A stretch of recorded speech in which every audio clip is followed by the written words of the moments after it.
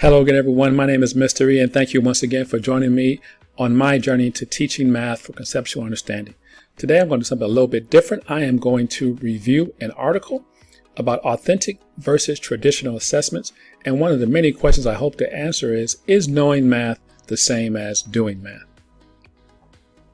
So the author is John Mueller, and the article is Authentic Assessment Toolbox.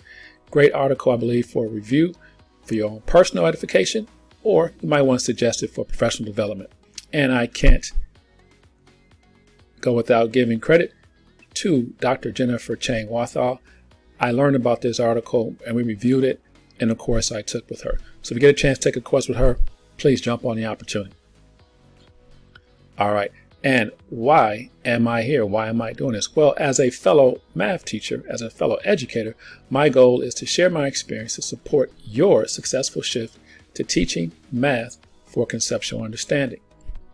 All right, with that being said, let's make shift happen.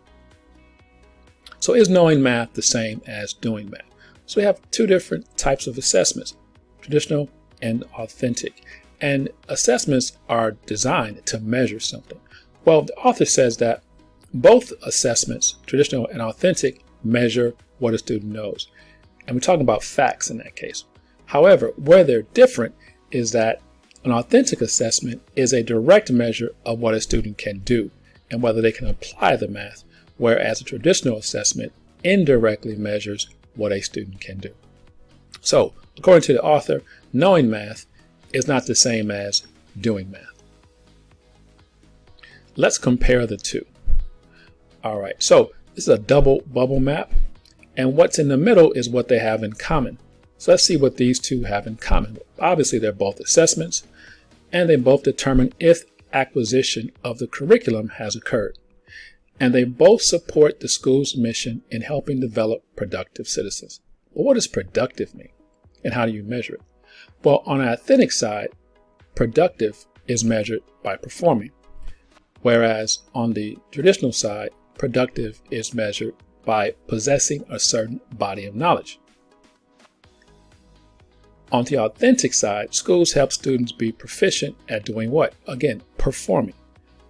Traditional side, schools must cover their body of knowledge. What about success? On traditional side, success, schools measure it by assessment or assessing the body of knowledge. On the authentic side, success is measured if students can perform meaningful tasks. On the traditional side, you have forced choice measures. Multiple choice, fill in the blank, true or false. Authentic side, you guessed it, performance tasks, and rubrics. And finally, on the authentic side, it's the assessment that drives the curriculum, whereas on the traditional side, the curriculum drives the assessment. All right, real quickly, you can get this off the website. Here's an example of an authentic task, continuation, and a rubric. All right, so I ask you a few questions. What are your thoughts? Are authentic and traditional assessments mutually exclusive? Well, according to the author, no. It's likely that you'll have some mix of the two. Another question. What are some attributes of traditional and authentic assessments?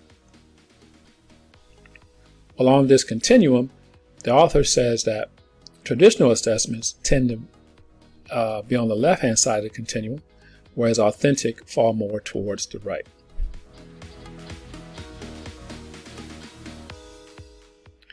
Which type of assessments encourage teaching to the test? Now, I found this part kind of interesting.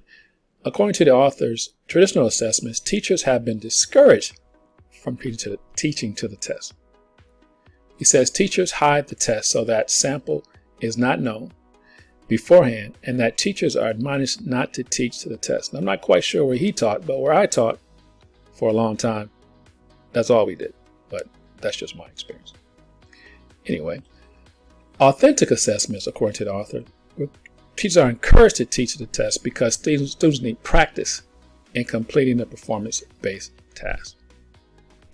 It's helpful to show students models of good and not so good performance on performance tasks. And finally, what are some alternative names for authentic assessments? Or something you might see out there: performance assessment, alternative assessment, and direct assessment. All right, I'm out of time here. So I'm hoping that a shift happened. Hopefully learn something there.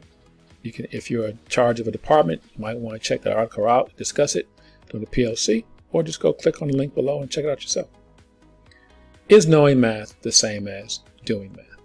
What kind of assessments do you give? If you like that article and that review of that article, please click like below and subscribe to my channel. And if you get a chance, go check out the website. All right, guys, take care.